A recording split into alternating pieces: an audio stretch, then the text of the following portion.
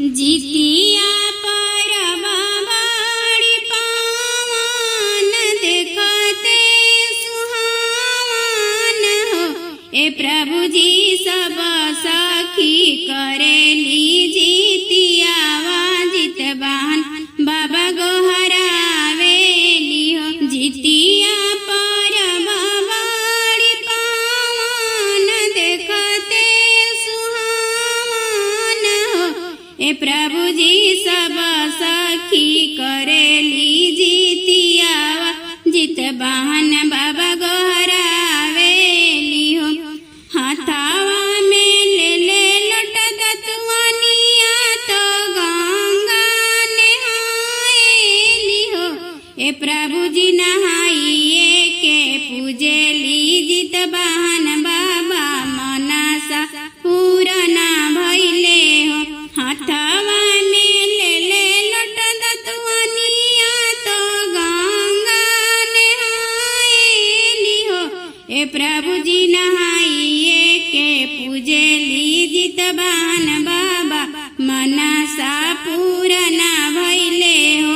एक हाथ लेली फूल डालियावा तो फूल लोढ़े चलली हो।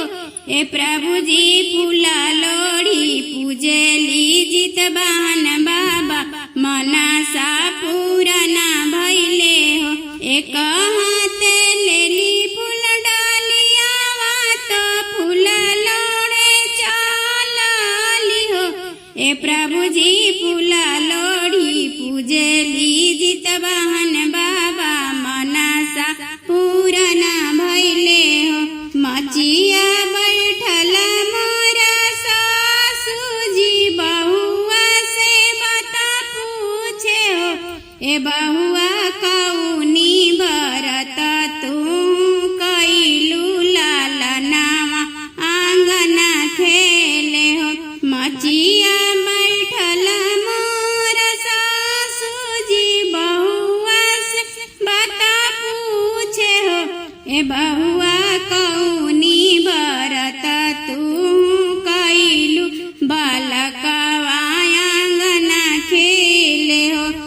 आसीन मासे जितियावा जितिवा हम पूजिन हो। आसीन मासे जितियावा जितिवा हम पूजिन जित बहन बाबा गोहरावेली हो। ए सासु वही दिहलन गोदी में लालनावा आंगना खेले हो। ए सासु वही दिहलन गोदी में बालकवा आंगना खेले हो। जितिया परब बड़ी पावन देखते सुहावन हो। ए प्रभु जी सब